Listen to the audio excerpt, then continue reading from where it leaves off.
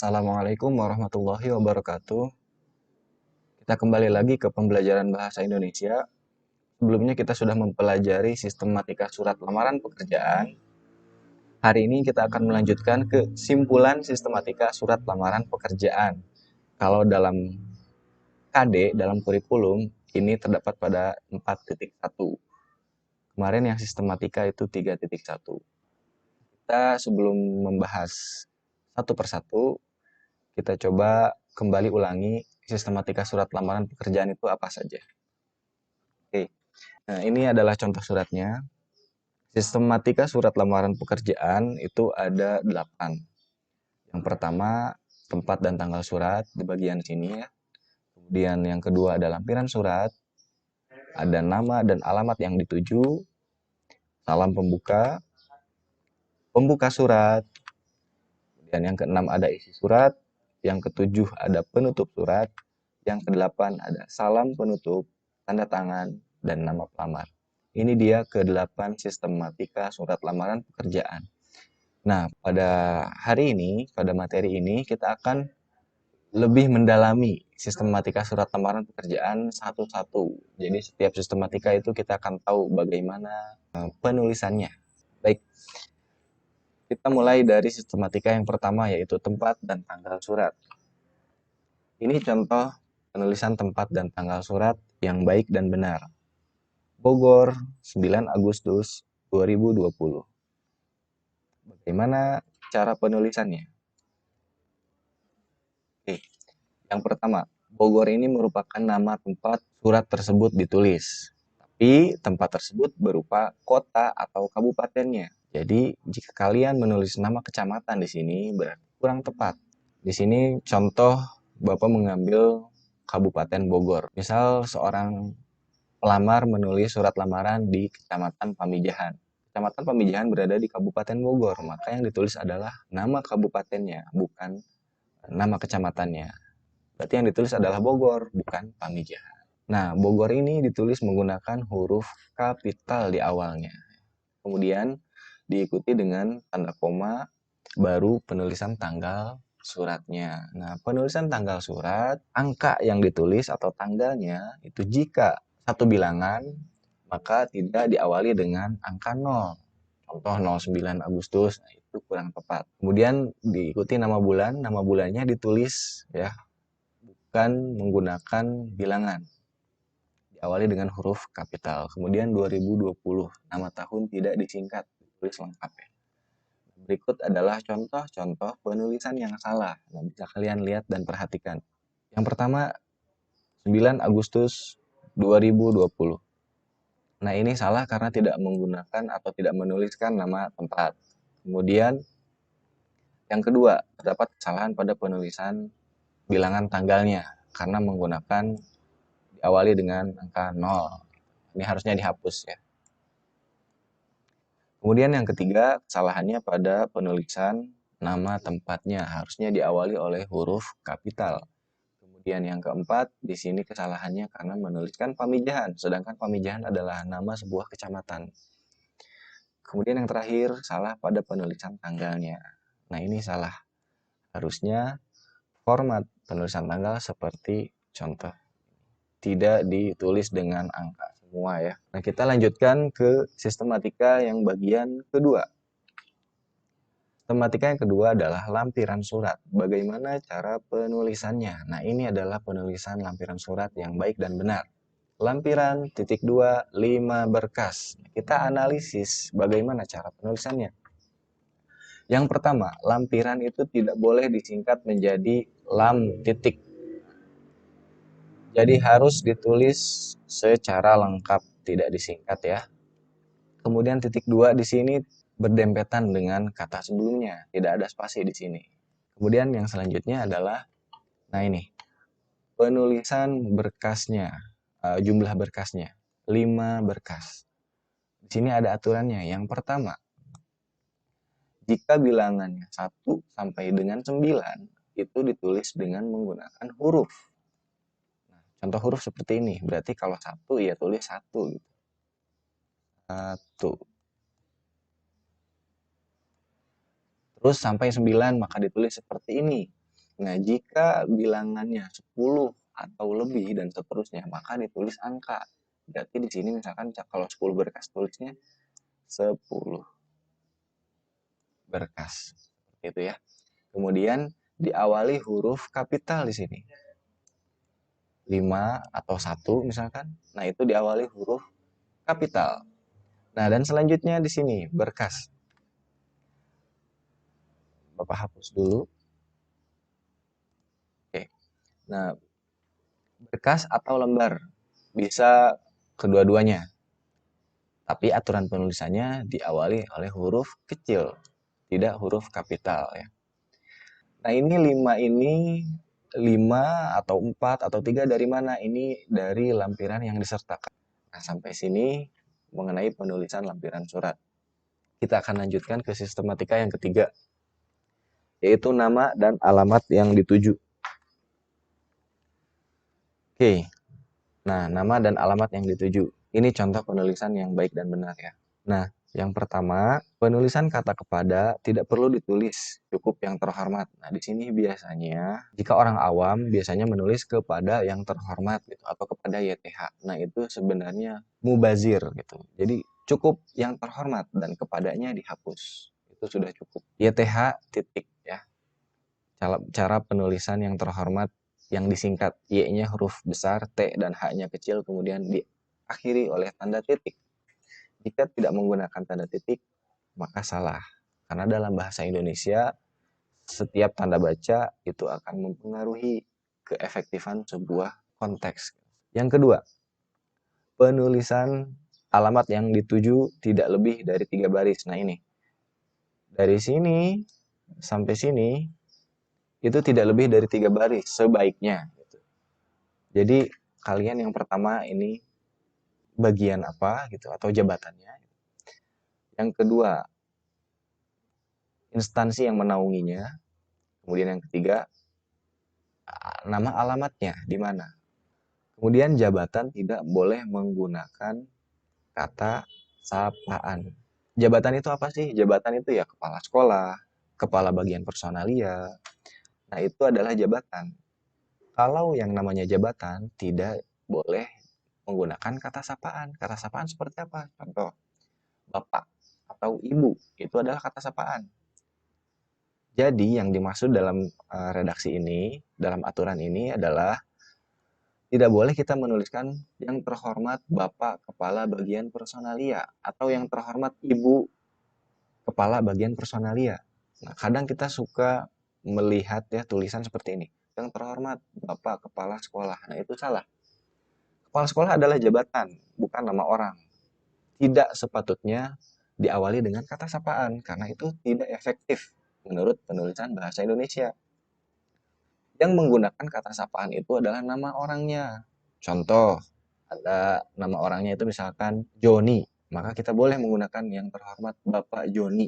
Nah, Bapak itu sapaan, Joni itu nama orangnya, itu boleh. Atau nama orang tersebut misalkan Sri, kita menuliskan yang terhormat Ibu Sri, nah itu boleh. Gitu.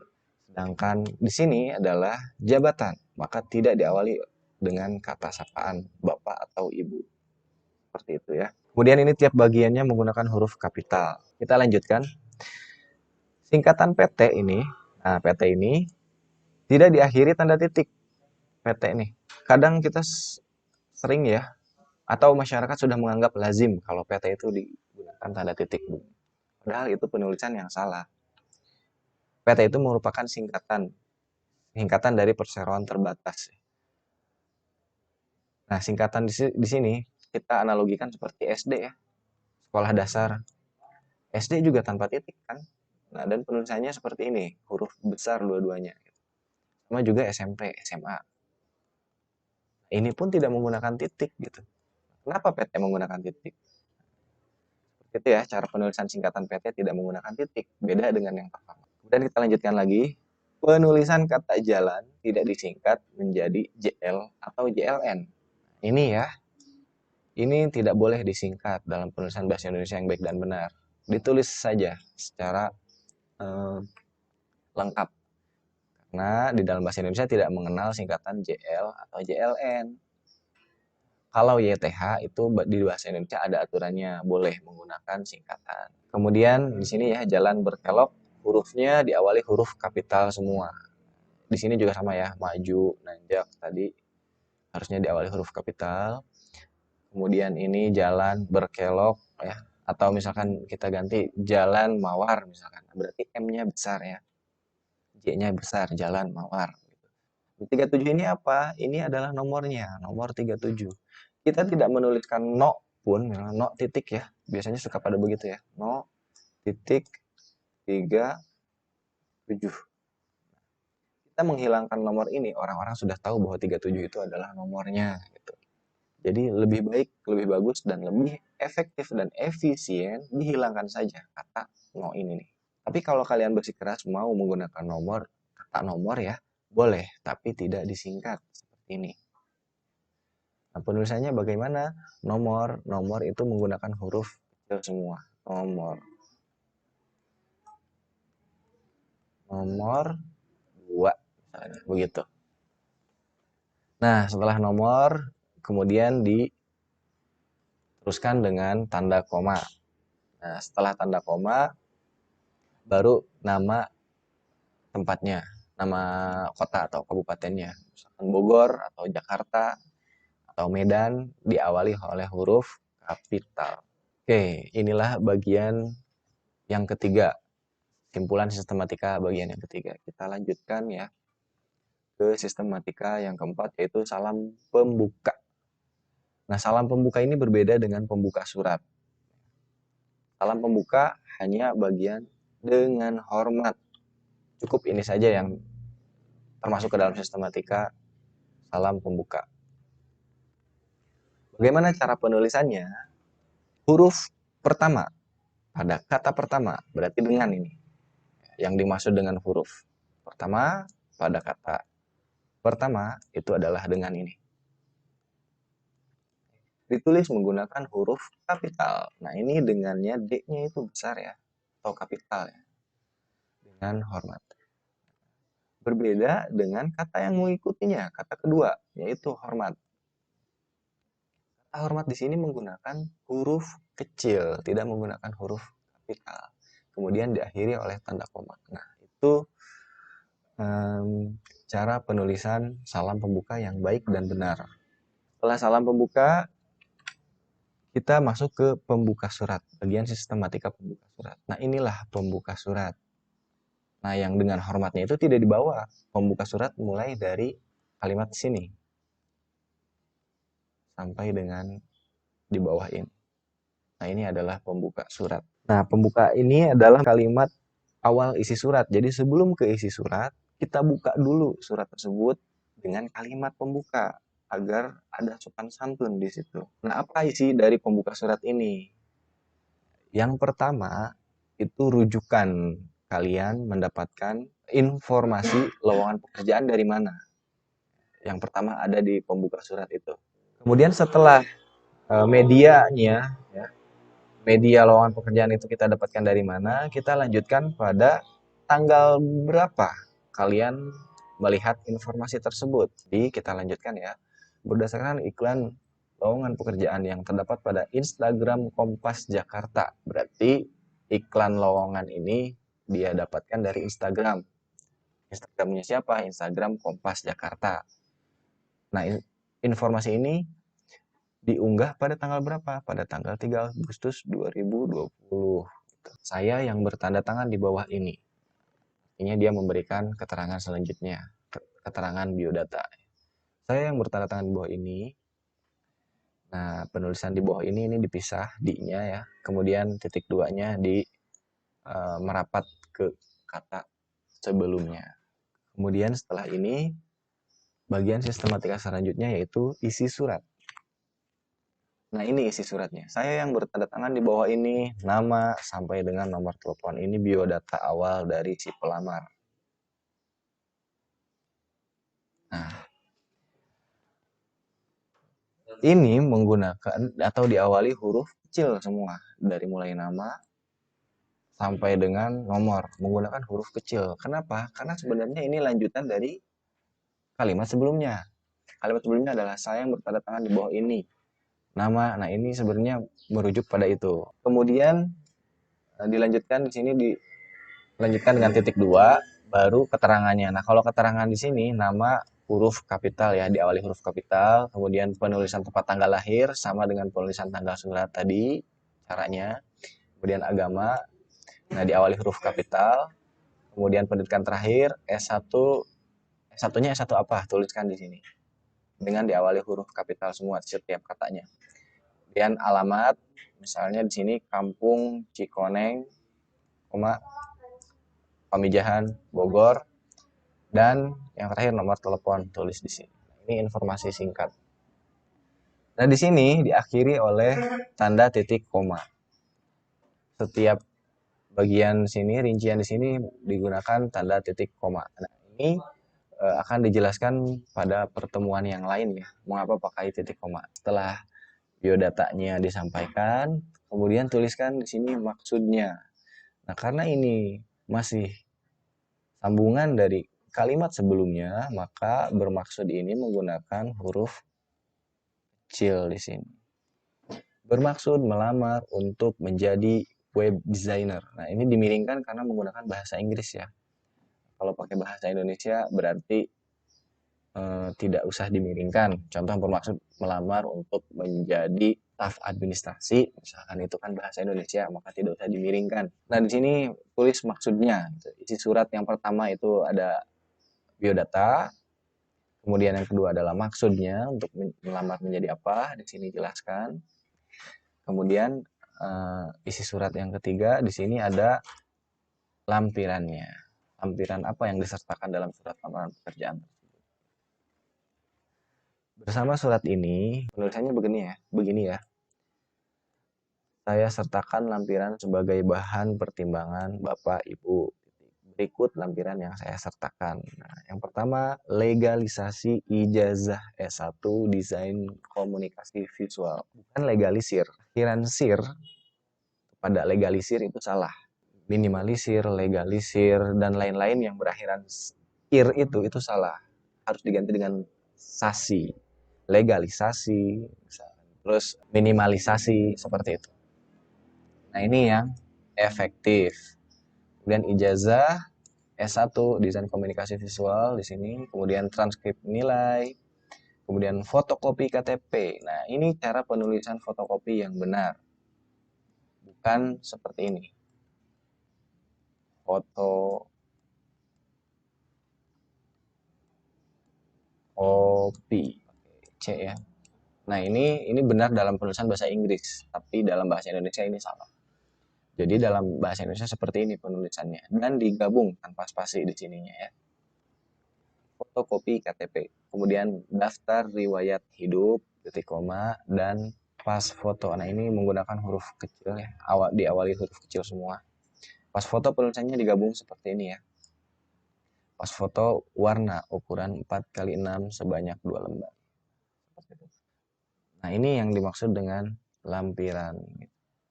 Nah, kalau kalian menulisnya dengan berkas, berarti ini ada 5 berkas, ada 5 jenis gitu berkas. Tapi kalau kalian menuliskan lembar, bisa jadi bukan 5 lembar, tapi lebih. Lihat di sini. Pas foto saja 2 lembar, berarti sudah kita total ada 6 lembar nih. Ya. Belum lagi kalau daftar riwayat hidup ternyata isinya banyak, bisa jadi 3 lembar misalkan. Nah, berarti tadi 6 ditambah daftar riwayat hidupnya 3 lembar, berapa tuh? Jadi kalau berkas itu jenisnya ada 5 jenis berkas ini. Tapi kalau lembar berarti jumlah lembarannya ada berapa. Seperti itu ya. Kita lanjutkan ke bagian sistematika yang ketujuh, yaitu penutup surat. Berbeda dengan salam penutup. Penutup surat yang seperti apa? Yang seperti ini. Kalimat untuk menutup surat tersebut. Ketika kalian membuka sebuah surat dengan kalimat pembuka, maka kalian pun harus menulis kalimat penutupnya sebagai adab dalam tata cara surat menyurat. Nah, penutup ini yang pertama kalian sampaikan kalimat penutup seperti ini. Demikian surat lamaran pekerjaan ini saya sampaikan. Kalimat pengakhiran ya ini.